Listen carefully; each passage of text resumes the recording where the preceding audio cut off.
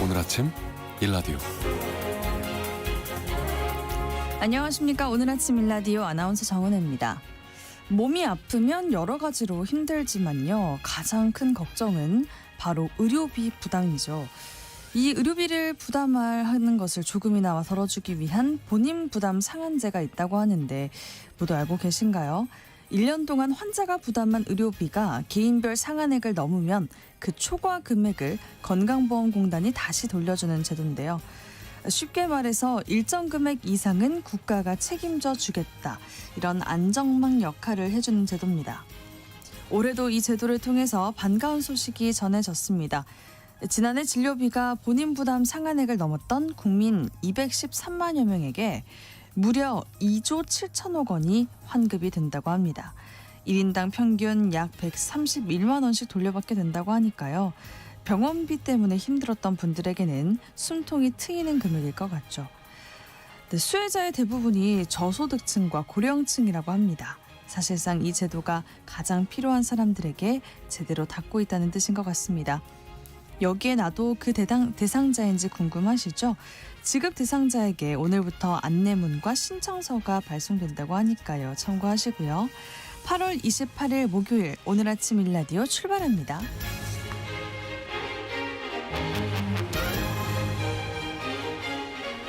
오늘 아침 일라디오 이 시간은 물론 KBS 일라디오의 모든 프로그램은 유튜브 KBS 일라디오의 공식 채널이나 모바일 콩 어플리케이션을 통해서 실시간으로 함께하실 수 있습니다. 오늘 농수산 이슈 시간에는 접경지역 농민들이 겪고 있는 영농 피해와 이를 개선하기 위한 관련법 개정 움직임에 대해서 살펴보고요. 마음 처방전 시간에는 저마다 사람 때문에 힘들다는 이야기를 많이 하는데 나를 힘들게 하는 사람들은 어떻게 해야 할지 이야기 함께 나눠보도록 하겠습니다. 자, 방송에 참여하실 분들은요. 단문 50원, 장문 100원이 드는 유료 문자 샵 9730, 샵 9730으로 보내주세요. 유익한 정보와 살아있는 이야기가 있습니다.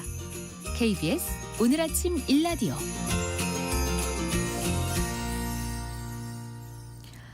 전국의 농지 중에 출입 허가를 받고 가야 하는 곳이 있습니다. 바로 접경지역 민간인 통제선 이북지역 농지인데요.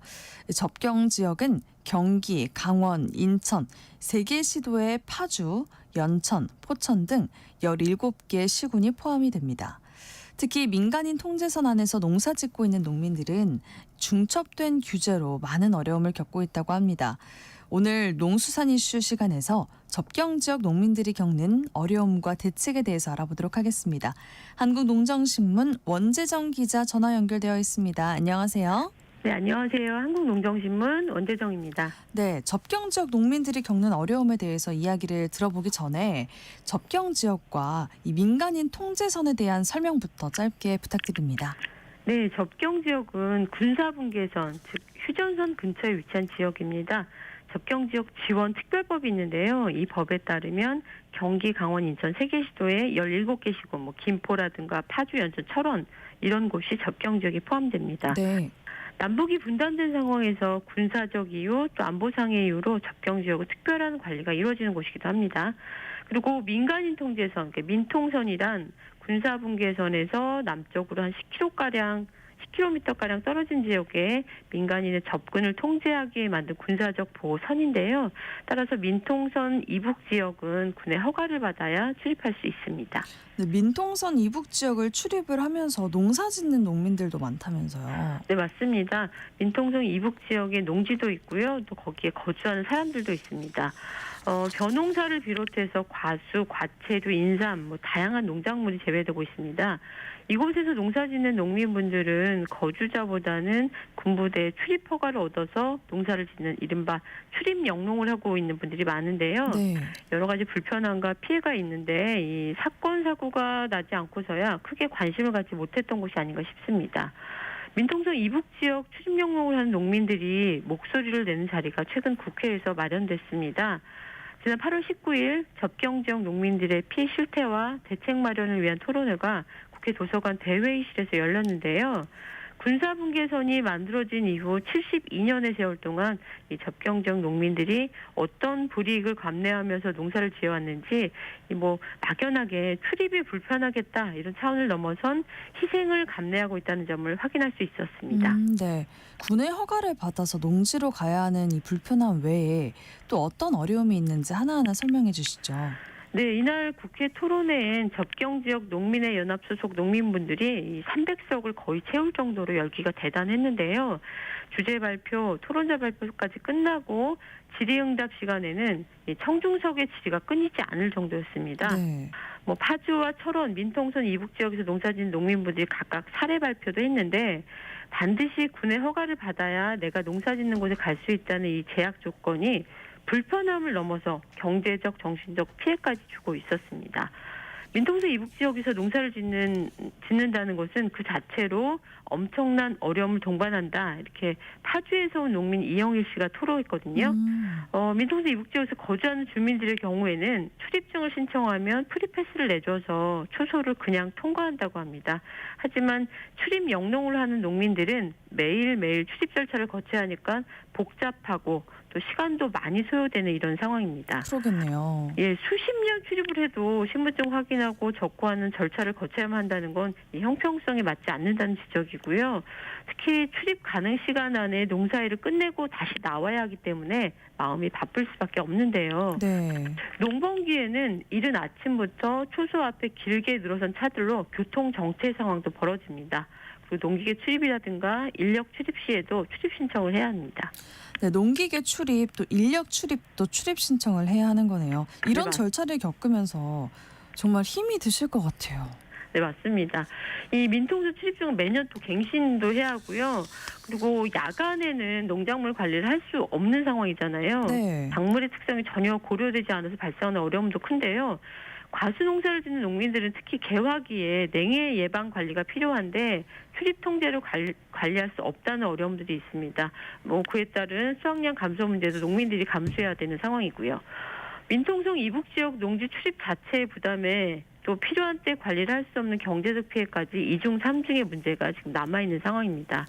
조금 더 간편한 출입을 위해서 전자출입증 시행 계획도 있다고 하는데 현재 사용하고 있는지는 확인하지 못했습니다. 네, 출입이 불편하다 보니까 경제적 피해도 발생한다고 보면 되겠네요. 예, 맞습니다.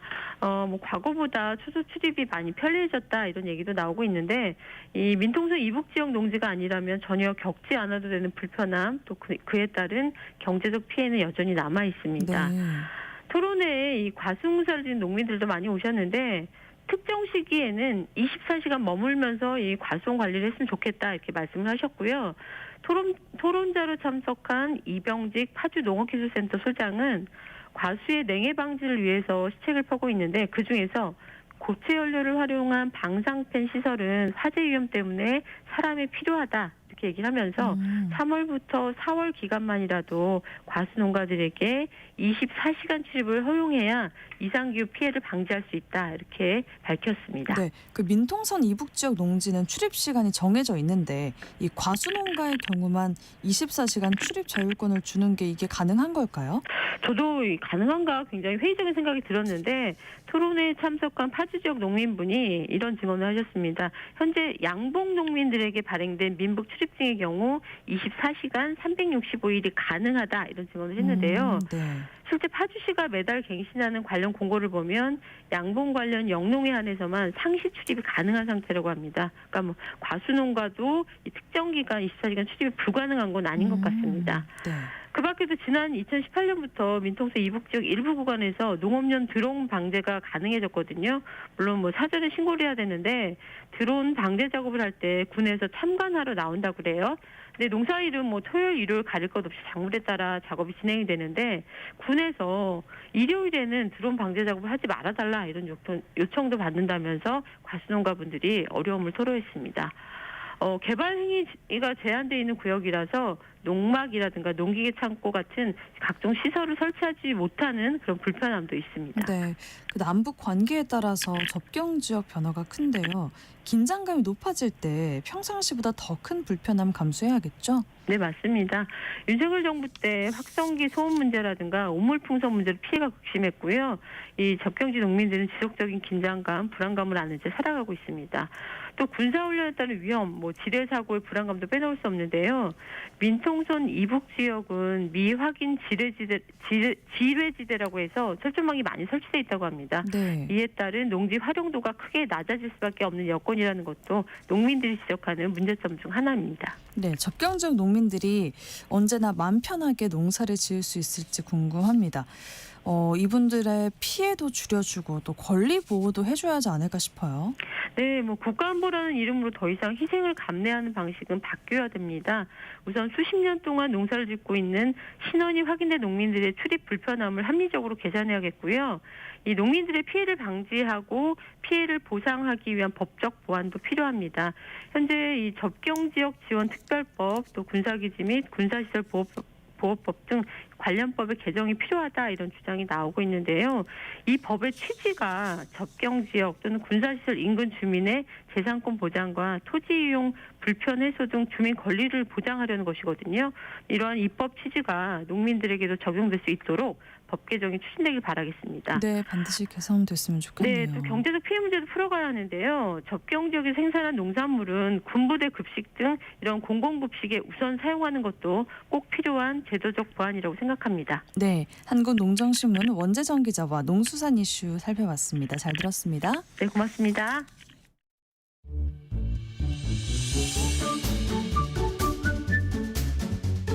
아침을 여는 기분 좋은 습관.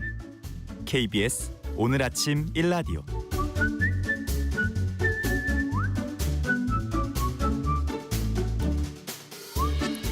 마음을 돌보고 일과 관계, 삶을 성장시키는 마음 처방전 시간입니다. 일은 좋은데 사람 때문에 힘들다. 사람 관계가 가장 큰 스트레스다. 이럴 때 누구나 많죠. 이런 고민과 어려움 어떻게 풀어가는 게 좋을까요? 어바웃 심리상담센터 황강선 대표님과 함께 말씀 나누겠습니다. 안녕하세요. 네, 안녕하세요. 네, 저도 그렇고 누구나 이럴 때 있습니다. 누구 때문에 힘들다. 사람이 가장 힘들다. 이런 어려움을 호소할 때가 있는데 심리학적으로 이게 의미가 있을까요? 네, 이게 사실은 실제로 상담을 찾아오시는 많은 분들이 대다수가 정말 관계에서의 어려움을 이야기를 하시죠. 근데 심리학에서 되게 이렇게 대명제처럼 가지고 가는 표현 중에 하나가 일과 관계, 그것이 전부다. 이런 표현들이 있죠. 그래서 그만큼 이제 관계가 중요하고 사람의 행복에 있어선, 근데 이제 그 관계가 안 될 때 되게 고통스러운 건데, 되게 좀 흥미로운 사실 하나는 우리가 보통 이제 고통, 통증 이런 거 하면 이제 신체적인 통증을 먼저 생각을 하잖아요. 네. 근데 우리가 어떤 관계에서 어떤 스트레스를 겪을 때, 특히 무시당하거나 배제당하거나 어떤 갈등을 겪을 때 우리 그 신경과학, 그러니까 뇌에서는 이게 실제로 그 몸이 고통을 겪을 때와 똑같은 그 회로를 통해서 그 고통을 경험하게 된다고 해요. 그러니까 이게 단순히 기분이 안 좋다가 아니라 진짜 관계에서 힘들 땐 정말 고통스러운 거죠. 그래서 이거를 사회적인 고통, 관계적 통증 이렇게 표현을 하기도 합니다. 그러면은 그 증상이 몸으로도 나타날까요? 네, 몸으로 당연히 나타나고요. 이게 어느 정도 수준까지는 마음 안에서 처리가 되지만 이게 이 안에서 감당이 안 될 때는 이제 몸으로 나타나기도 하죠. 그래서 흔히 얘기하는 공황장애라든지 네. 그런 증상들로 이어지기도 하고요. 네. 이 사회적 고통이라고 하셨는데 그거는 왜 생기는 걸까요? 이게 되게 흔한 표현이지만 따로 또 같이라는 표현이 있잖아요. 그래서 네. 그러니까 사람은 누구나 함께 하고 싶은 관계에 대한 욕구도 있고 또 나답게 살고 싶은 되게 자유에 대한 욕구도 있는데 이 두 가지 욕구가 이제 많이 부딪히게 되는 거죠. 예를 들어서 친구들이 부를 때 여기에 이제 나가면 관계에 대한 욕구는 어느 정도 충족이 되지만 또 이제 나답게 살고 싶은 그런 자유의 욕구는 또 이렇게 제한을 당하는 거기 때문에 아이고. 네. 목이 좀 불편하셔서 지금 물을 드시고 계십니다. 편하게 해주세요. 네. 그래서 그런 자유의 욕구와 관계의 욕구의 부딪힘 때문에 어떤 관계에서의 어려움들이, 사회적인 통증이 생기는 것 같아요. 그렇군요. 아니 근데 이게 사람 관계에서 단순히 스트레스를 받는다는 수준을 넘어서 사실 실제 큰 손해를 보기도 하고요. 성과를 빼앗기기도 하고 또 부당한 대우를 받게 되는 일들도 있는데 이런 것들이 또 참기 힘든 것 같아요. 네, 이게 그래서 뭔가가 잘못됐을 때 이게 정말 내 실수로 그런 일이 생기면 뭐 예를 들어서 어떤 보고서를 썼는데 내가 잘못 써서 뭔가 어떤 문제가 생기면 이거는 뭔가 내가 부족했구나라고 생각하면서 어느 정도는 이게 감당을 할 수가 있는데 이게 어떤 관계에서 문제가 생겨서 그게 일에까지 넘어오면 예를 들어서 어떤 상사와의 관계가 안 좋아서 업무적인 어떤 불이익을 받는다든지 네. 뭐 또 내가 잘한 거를 누군가가 이렇게 가져가 버린다든지 그런 일들이 생기면 이게 뭔가 내 잘못이라고 보긴 어렵고 근데 난 어쨌거나 손해를 봤으니까 이럴 때 이제 더 힘들어지는 것 같아요. 그래서 네. 더 참기가 어렵고 네. 이걸 어떻게 해야 하나 이런 문제나 감정을 집에까지 가져가게 되는 거잖아요. 그쵸. 그래서 더 괴롭게 되는 것 같아요. 네. 8730님이 요즘 이른바 오피스 빌런이라고 하죠. 직장 내 괴롭힘 신고를 남발하여 병가 신청해서 몇 달 쉬는 직원들이 늘고 있어요라고 합니다. 맞아요. 이런 거 역시도 되게 관계에서 생기는 스트레스들이죠. 요즘 들어 더 새로운 양상이기도 하고요. 네. 또 아무리 그래도 왜 우리는 일보다 사람이 더 힘들다 그렇게 느끼게 되는 걸까요? 그래도 일은 어느 정도 예측이 가능합니다. 아무래도 좀 절차도 있고 기한도 있고 매뉴얼도 있고 선례도 있고 맞아요. 뭐 이래서 좀 어느 정도 예측이 가능한데 관계는 어쨌거나 사람은 기분도 다르고 태도도 다르고 똑같은 사람이 없잖아요. 네. 그렇다 보니까 정말 예측이 안 되죠. 예. 또는 또 이제 결과 그러니까 일은 어느 정도 내가 노력을 투입하면 그에 비례해서 어느 정도 결과가 나오죠. 예를 들어 내가 오래 준비하면 더 좋은 보고서가 나오는 경우가 많죠. 근데 이제 사람과의 관계에서는 뭔가 이걸 내가 되게 많이 노력을 한다고 해서 반드시 관계가 꼭 좋아지는 것만은 아니라는 거죠. 그래서 결과가 이제 노력에 비례하지 않는다. 이런 건 역시도 관계에서의 스트레스를 더 힘들게 느끼는 이유 중에 하나인 것 같습니다. 맞아요. 네. 이게 공감이 되는 말씀을 해주시고 계시는데 이게 기껏 잘해준다고 해도 좋아지기는커녕 더 악화될 때도 있어요. 맞아요. 그러니까 사실 그런 말이 떠올라요. 이게 다 너 잘되라고 하는 말이야라는 그 말이 워딩으로만 보면 정말 좋은 의도를 갖고 하는 말이지만 보통 이제 그 말을 들으면 관계가 안 좋아지는 경우가 더 많죠. 그쵸. 아이러니하게도요. 그러니까 뭔가 내 의도는 뭔가 배려고 그 사람이 잘 됐으면 하는 마음이고 뭐 그래서 그렇게 하는 거긴 하지만 상대방한테는 잔소리가 되기도 하고 부담이 되기도 하고 그러니까 이게 관계가 참 어려운 게요. 내가 이제 뭘 했는가보다 중요한 게 그 사람이 그걸 어떻게 받아들이냐의 문제이기 때문에 네. 이게 참 어려운 것 같습니다. 네. 이게 잘해준다는 게 자기 중심적인 사고일 수도 있잖아요. 상대방은 불편하고 부담스러운데 잘해주면 마치 너가 나한테 고마워야 되는 거 아니야 이런 마음으로 그런 기대로 하는 사람들이 있어요. 맞아요. 이게 막 예를 들어서 내가 누군가에게 되게 잘 보이고 싶은, 그러니까 이 사람이 잘 지내고 싶은 마음에서 막 종이약을 예를 들어 1000마리를 접어서 네. 이 사람한테 줬는데 접으면서 이제 얼마나 기대를 하겠어요. 이 사람이 감동하겠지, 얼마나 좋아할까. 근데 이게 또 물론 이제 감동할 수도 있지만 이걸 받았을 때 어떻게 해야 되지? 이게 약간 정성은 있는데 이걸 뭐 마음에는 안 드는데 또 뭔가 되게 그래서 약간 떨떠름할 수가 있다는 거죠. 맞아요. 또 이제 그런 떨떠름한 반응을 보고 아니 내가 이렇게 너한테 잘해주려고 이렇게 했는데 어떻게 그 정도 반응이 나오냐, 왜 감동하지 않느냐, 뭐 이런 이제 마음들이 올라오고 그런 말까지, 그러니까 일종의 보상 심리 같은 게 올라올 수가 있죠. 그러다 보면 이제 그냥 좋은 뜻으로 한 건데 이게 선의가 아니라 강요가 되기도 하고. 그러니까 그래서, 내가 기대한 거에 대해서 그렇게 못 미쳤을 때 내가 실망하게 되는 거잖아요. 그렇죠. 그러니까 아예 뭐 안 해줬으면 모르겠는데 해줘놓고 더 기분 안 좋아지는 그러니까요. 서로가 불편해지는 그런 결과가 생기기도 하죠. 네. 그래서 우리는 일보다 사람이 더 힘들다고 느낄 때가 이렇게 있습니다. 또 다른 이유들 어떤 게 있을까요? 아무래도 또 일은 보통 어떤 피로감의 측면에서 그러니까 육체적인 피로 또는 어떤 생각, 인지적인 피로인 경우가 많습니다. 그래서 해결이란 개념이 있어요. 해결이 되죠. 해결이 되죠. 뭐 네. 어려울 수는 있으나 해결이 되죠. 근데 이제 관계, 사람과의 이 피로감은 정서적인 그런 피로감들이기 때문에 끝이라는 개념이 없습니다. 해결이란 개념이 잘 없습니다. 그래서 오래 끌린다는 게 이제 또 어려운 부분 중에 하나인 것 같아요. 맞아요. 관계가 좋아져도 그 여운이 좀 남아 있잖아요. 정서적으로. 네. 그러니까 이게 알 수가 없으니까요. 그러니까 네. 이게 해결됐다. 저 사람 마음이 이제 진짜 괜찮은 걸까?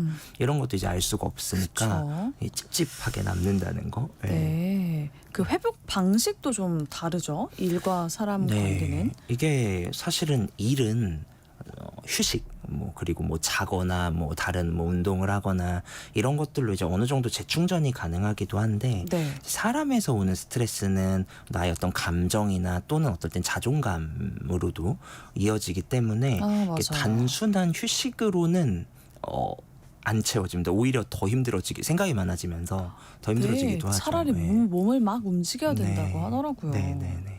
그리고 통제 가능성은요?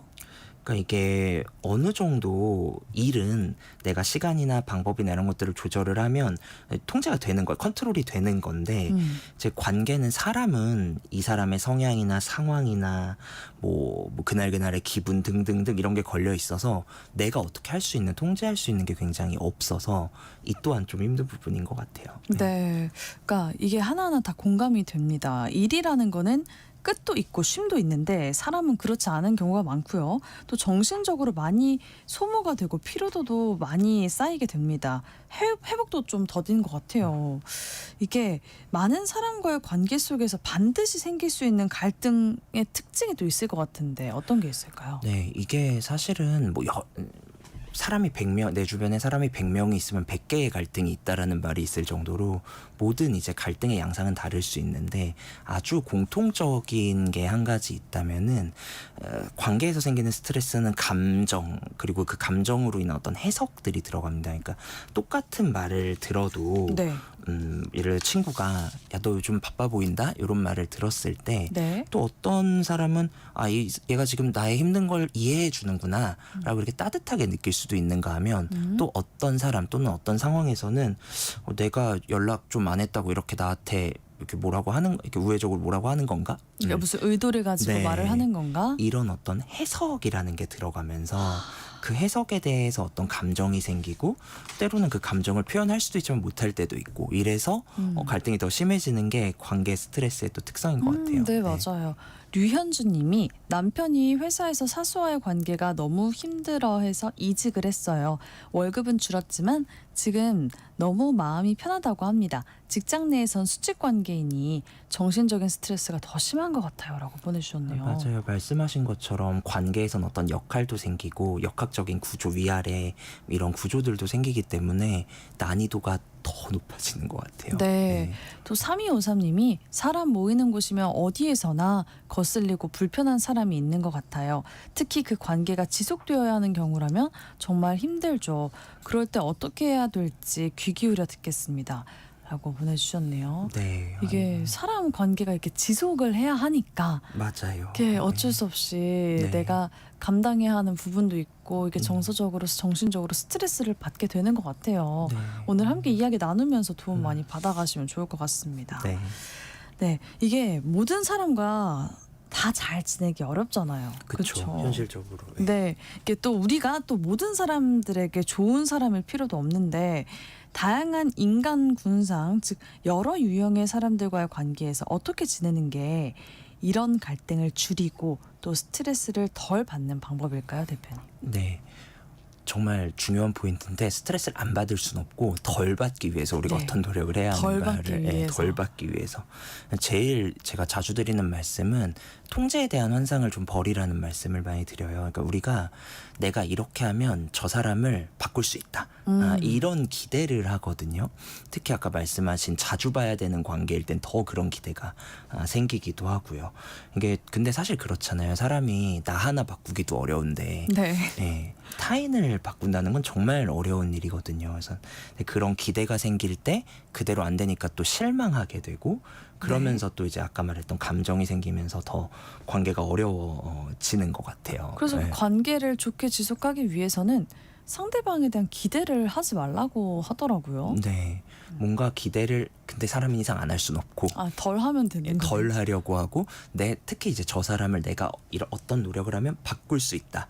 요런 기대를 좀 덜 하려고 하는 게 중요하겠죠. 그게 네. 통제에 대한 환상이군요. 그쵸, 네. 그걸 버려야 한다. 그게 첫 번째였고요. 또 있을까요? 또 한 가지는 이게 관계라는 게 선택의 문제라는 걸 좀 기억하셨으면 좋겠어요. 그러니까 나에게 도움이 되지 않고 늘 지치게 만드는 그런 관계라면 내가 이걸 유지할지 유지하지 않을지 어쨌거나 선택권이 나에게 있기는 있다. 무조건 모든 관계를 다 끌고 가야 되는 게 아니다. 선택의 문제라는 걸 잘 기억하는 것도 중요하겠습니다. 네. 이래서 관계를 또 줄여야 한다는 말도 나오더라고요. 네. 너무 많은 관계를 유지하려고 하지 말라 네. 이런 말도 하던데 이게 나이가 들수록 관계는 줄이고 또 밀도는 높여라 이런 말들이 있습니다. 주변에 어른들 또 선배들을 보면은 근데 그게 쉽지가 않은 것 같아요. 네. 이렇게 쉽게 정리하지 못하는 이유는 뭘까요, 대표님? 그러니까 우선은 그냥 인간이 본능적으로 관계 끊는 걸 좀 어려워합니다. 왜냐하면 우리가 왜 뭉치면 살고 흩어지면 죽는다 뭐 이런 말 있잖아요. 근데 그게 진짜 막 옛날에 막 고대 사회를 생각해 보면 진짜 함께 있어야만 생존할 수가 있었잖아요. 네. 그래서 함께 해야만 안전하다, 함께 해야 살 수 있다라는 그런 본능이 있는 거죠. 그래서 이걸 끊는 게 좀 안전과 멀어지는 것 같은 느낌이 들어서 일단 본능적으로 좀 어려운 부분이 있고요. 네.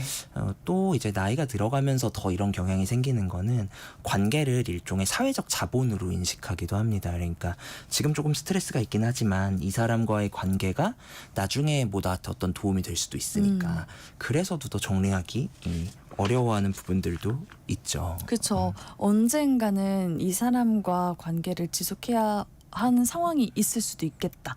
이런 생각 때문에 딱 끊어내기도 어려운 것 같아요. 맞아요. 쉽지가 않죠. 네. 네. 또 있을까요? 또 이제 그런 거죠. 왜 우리가 어떤 연인과 안 좋게 헤어졌어도 그 사람과 함께했던 사진이나 이런 걸 되게 못 지우기도 하잖아요. 네.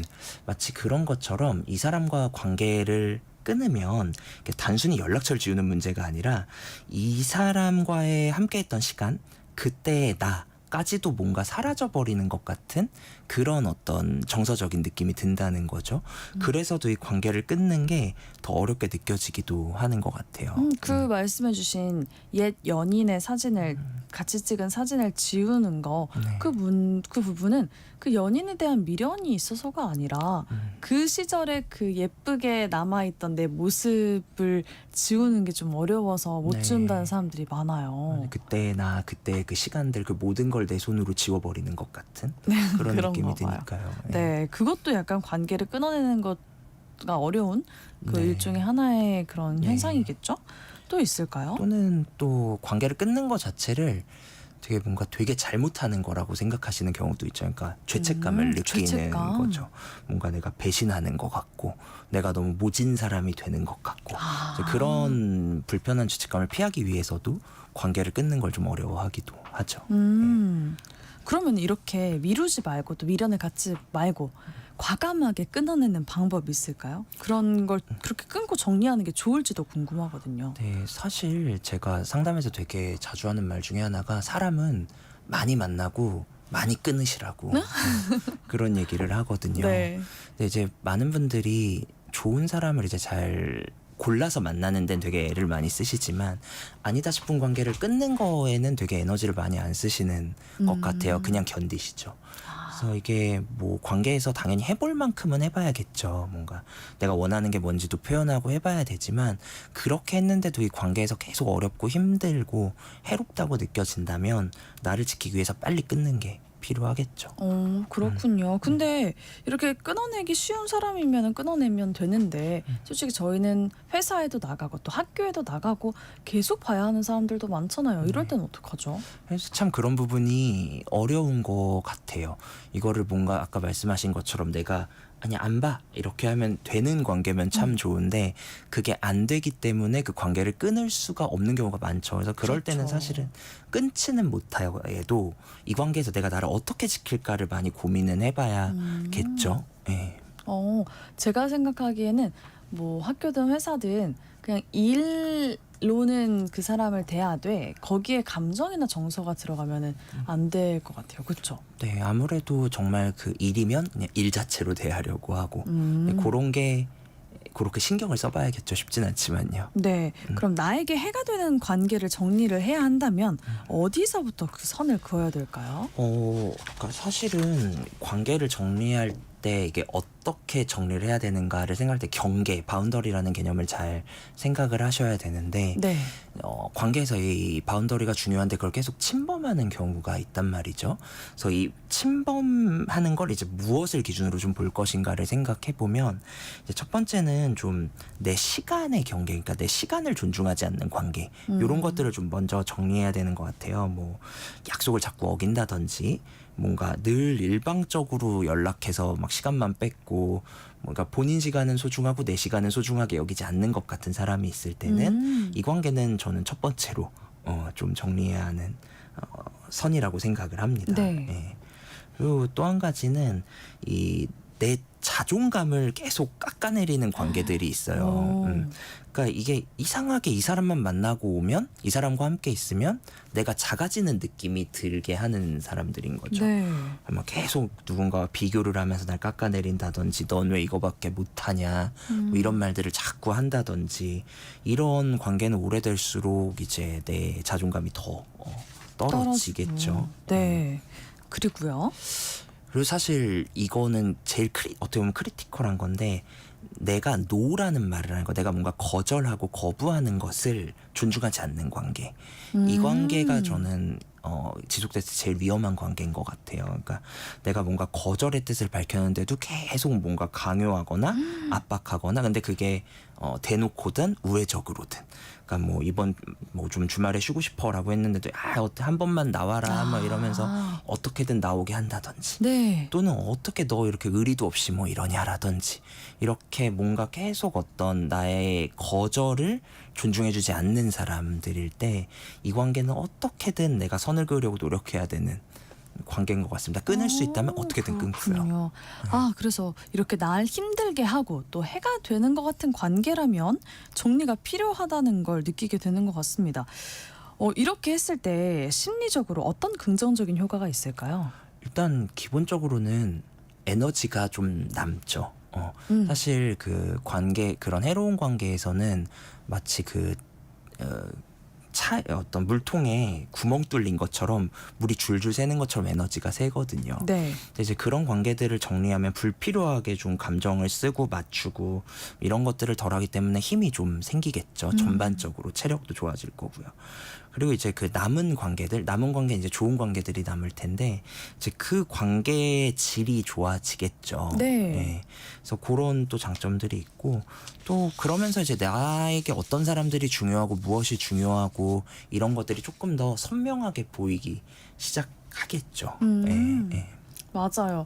그리고 또 정리된 관계는 그대로 두고 이제 정말 내 사람들에게 집중할 수도 있게 되는 것 같아요. 맞아요. 그렇게 선택과 집중이 가능해지려면 일단 정리될 건 정리가 돼야겠죠. 네, 맞아요. 사람 때문에 힘들다고 하지만 또 좋은 사람들을 많이 만나고 싶어 하고 새로운 관계들을 맺고 살아가게 되잖아요, 저희가. 이 좋은 사람을 직관적으로 알아보는 그런 심리적인 신호나 또 기준이 있을까요? 이게 좋은 사람의 모두에게 통용되는 좋은 사람의 기준이란 건 사실은 없습니다. 나에게 좋은 사람이 중요한 건데 이걸 사실 제일 솔직한 건 몸의 신호인 것 같아요. 그래서 좋은 사람을 알아보려면 내 몸의 반응에 좀 집중을 할 필요가 있습니다. 네. 그래서 되게 좋은 사람을 만나면 나도 모르게 좀 이렇게 어깨도 좀 이렇게 내려가게 되고 네. 호흡도 뭔가 이렇게 조금 편하게 쉬어지는 느낌이 듭니다. 그래서 막 웃음도 막 억지로 웃어지는 게 아니라 네. 그냥 웃음이 나고요. 웃음이 나고 뭐 대화 중에 툭툭 웃음이 나오고 이제 그런 것들, 내 몸의 신호들이 좀 편할 때 나오는 내 모습들이 나올 때 이 관계는 이 사람 좀 좋은 사람일 수 있겠다. 이렇게 생각을 해볼 수 있겠죠. 그렇군요. 네. 아 맞아요. 근데 반대로 또 불편한 사람들이랑 같이 있으면 괜히 약간 몸에 긴장이 좀 들어가는 것 같고요. 맞아요. 이게 몸은 못 숨깁니다. 네. 네. 아 그러면은 요즘에 독서 모임이다, 러닝 크루다, 또 각종 네트워크가 정말 활발하더라고요. 지금 여의도 공원만 가더라도 네네네. 그 퇴근 시간 지나서 러닝 크루들이 정말 많더라고요. 네. 이런 자리에서 도움이 될 만한 구체적인 전략이 있을까요? 그러니까 사실 이런 데서도 정말 사실은 다 만나봐야 어떤 사람인지 알 수 있는 거는 대전제가 맞지만 네.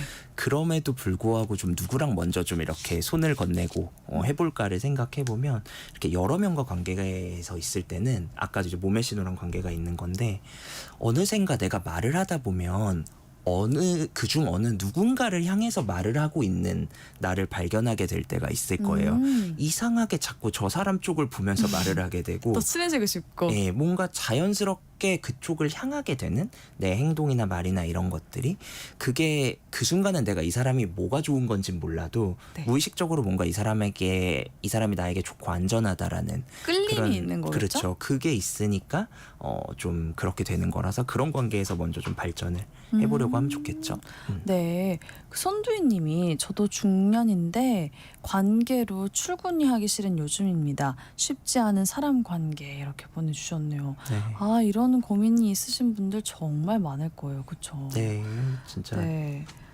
그러면 이렇게 좋은 사람들을 만나게 됐을 때 또 좋은 사람과의 관계를 이어나갈 구체적인 전략을 지금 설명을 해주고 계셨는데 나를 힘들게 하고 필요한 관계들을 이렇게 정리를 하다 보면은 사람에 따라서 또 죄책감 아니면 고립감 아니면은 외로움 같은 걸 또 느낄 수 있을 것 같아요. 이런 거는 어떻게 극복할 수 있을까요, 대표님? 뭔가 관계를 정리하다 보면 처음에는 당연히 이게 빈자리가 생기는 거기 때문에 상실감도 느끼고 죄책감도 느끼는데요. 이게 제일 중요한 거는 이제 심리학에서 리프레이밍이라고도 하는데 결국에는 이게 나를 지키는 거다라는 생각을 좀 해줄 필요가 있겠습니다. 네, 좋습니다. 스트레스 받지 않고 사람들과 잘 지내는 좋은 사례들 잘 참고해 봐야겠습니다. 어바웃 심리상담센터 함광선 대표님과 함께했습니다. 잘 들었습니다. 네, 감사합니다. 네, 오늘도 무더위가 이어지겠습니다. 출근길 안개 주의하시는 게 좋겠고요. 즐거운 하루 보내시고 전 내일 다시 인사드리겠습니다. 오늘 아침 일라디오 지금까지 아나운서 정은혜였습니다. 모두 좋은 하루 보내세요.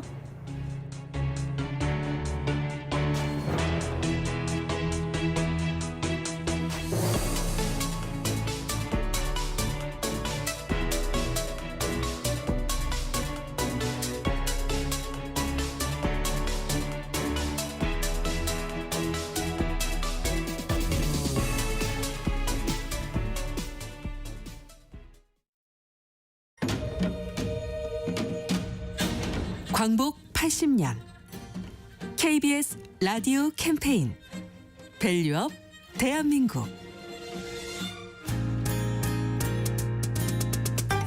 안녕하세요. 에이블뉴스의 백종환 대표입니다. 지금은 코로나가 무섭다고 말하는 사람은 없는